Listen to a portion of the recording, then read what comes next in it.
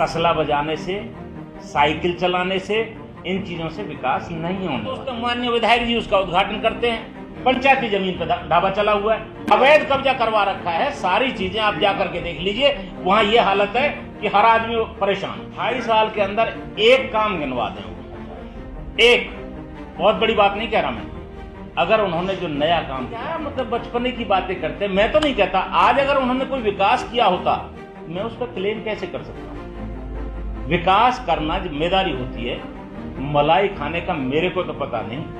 हाँ, विकास एक दो जगह जरूर हो रहा है।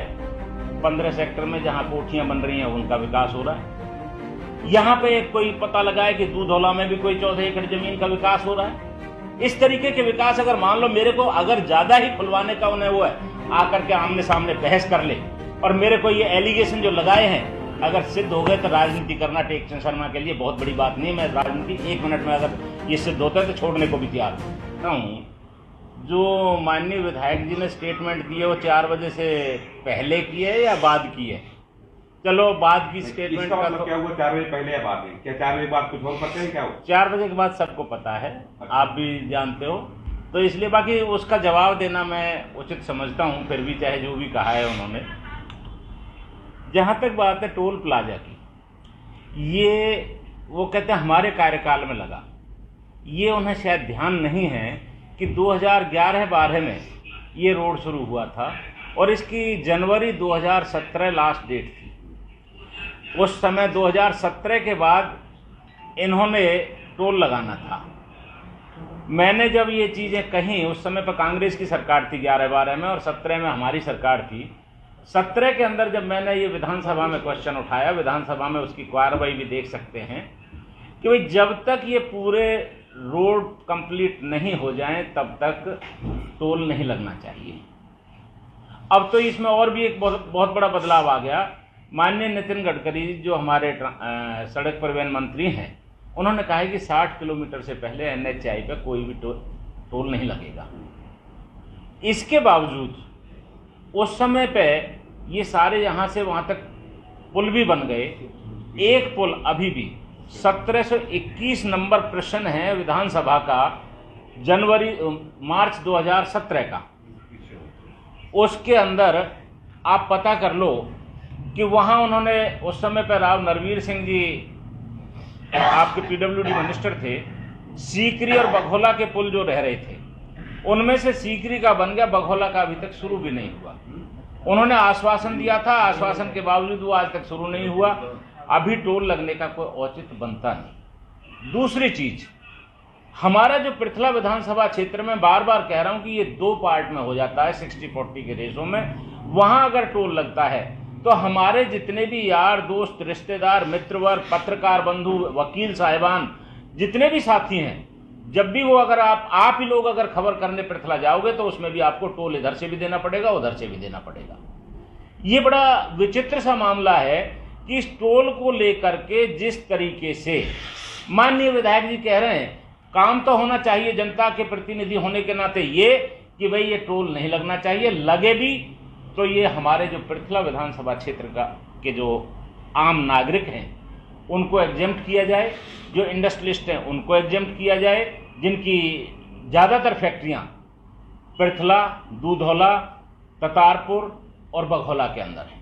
पलवल से जो इधर का जो एरिया है, जो 18-20 किलोमीटर का जो पैच है हमारे यहाँ क्षेत्र का, इसके अंदर हमारा सारा दिन आवागमन रहता है। और उसमें जो टोल पे बनाया गया है अभी, आप जाकर के देखिए, 12 लाइन इधर से, 12 लाइन इधर से, उसमें 2400 लाइन में कोई भी एक लाइन एग्जेम्प्टेड लाइन नहीं है। और 100% गाड़ियों पे आज की डेट में फास्टैग लगा हुआ है। जब फास्टैग वहां लगा हुआ अगर जाएगा तो आप माने ना माने वो तो सबका कटना ही कटना है। इसके अलावा मैं आपको बताना चाहता हूं, इसमें तो आदमी को इतनी बड़ी परेशानी हो जाएगी कि वो आदमी जो 20-25 हज़ार की नौकरी वाला है उसे 3,000 रुपये तो महीने का यही बर्डन बढ़ जाएगा।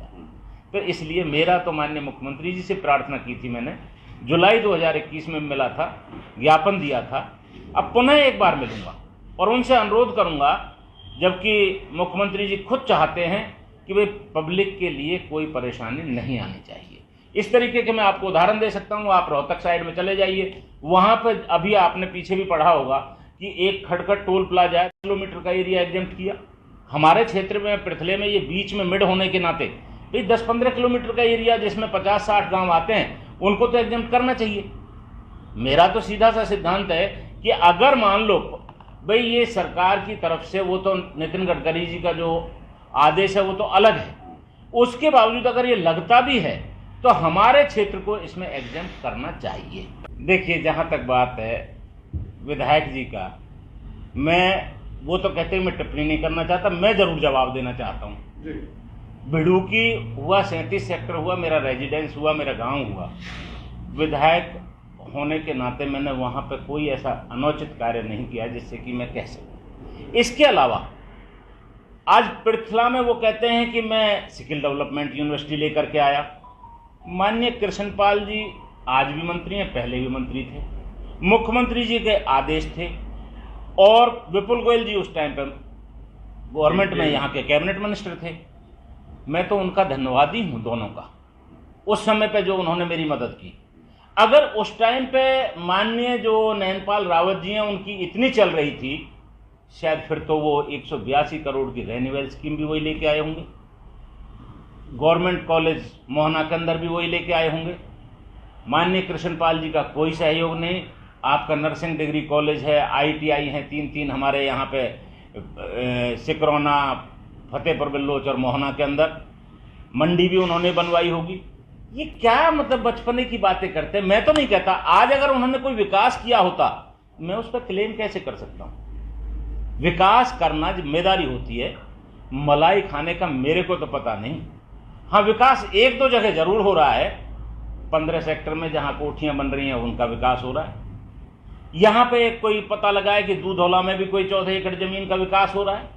इस तरीके के विकास अगर मान लो मेरे को अगर ज्यादा ही खुलवाने का उन्हें वो है, आकर के आमने सामने बहस कर ले, और मेरे को ये एलिगेशन जो लगाए हैं अगर सिद्ध हो गए तो राजनीति करना टेक शर्मा के लिए बहुत बड़ी बात नहीं है। मैं राजनीति 1 मिनट में अगर ये सिद्ध होता है तो छोड़ने को भी तैयार हूं। 82 एकड़ जमीन उस सरपंच ने दी जिस पे झूठा 307 का केस बनाया गया, 376 का केस बनाया गया। आज कहते हैं कि मतलब इन्होंने विकास की बात करते हैं। मैं तो एक चीज पूछना चाहता हूं कि आज 2.5 साल हो गया, 2.5 साल के अंदर एक आध चीज का तो नाम बताएं जो वो लेकर के आए हैं। मैंने तो 17 इंस्टीट्यूट उस समय पे लेकर आया था, 17, जो कि अपने आप में हरियाणा के अंदर रिकॉर्ड है। माननीय मुख्यमंत्री जी का आशीर्वाद से लाया, कृष्णपाल जी के सहयोग से लाया। मैं कभी ये नहीं कहता कि मैं करके बात करूं। 2.5 साल के अंदर एक काम गिनवा दें वो, एक, बहुत बड़ी बात नहीं कह रहा मैं, अगर उन्होंने जो नया काम किया। इसके अलावा वो कहते हैं कोरोना काल था, यार इसमें तो कोई दो राय नहीं है। कोरोना पृथले में तो जरूर लग गया, ना तो बल्लभगढ़ में लगा, ना बड़कल में लगा, ना पलवल में लगा, ना हमारे तिगांव में लगा, ना ओल्ड फरीदाबाद में लगा। 5 कंस्टिट्यूएंसी हमारे क्षेत्र में किस अगल बगल में लगती है, वह सैकड़ों करोड़ के विकास कार्य माननीय मुख्यमंत्री जी के आशीर्वाद से हो रहे हैं। हमारे पृथला के अंदर ऐसा क्या हो गया? एक बड़ा विचित्र सा मामला है। सैकड़ों करोड़ रुपया जो हमारे पास था, ये 5-6 गांव के अंदर मुजेडी, नवादा और ये जो ये मछगर, नीम का और ये सोतई वगैरह में, वो सैकड़ों करोड़ रुपया नगर निगम में चला गया। हजारों करोड़ की प्रॉपर्टी चली गई, उसको किसी ने ध्यान नहीं दिया। ये अगर मेरे समय पे जाता तब मैं इसका दोषी था। आज माननीय विधायक जी को चाहिए कि इसके लिए लड़ाई लड़े, और इसके लिए हमें अपने क्षेत्र की भलाई की लड़ाई लड़नी पड़ेगी। देख लीजिए, और भी मेरे पास तो इतने सारे वो रखे हुए हैं। मैं आपको एक टोल की बात बताना चाहता हूँ। टोल पे एक ढाबा बना है, पलवल से आते हैं तो टोल के साथ में एक टीन का ढाबा बना हुआ है, और वो टीन के ढाबा सरकारी पंचायती जमीन पे है। चला कौन रहा है उसका ये भी पता कर लीजिए, मेरे पास तो है सारा प्रूफ।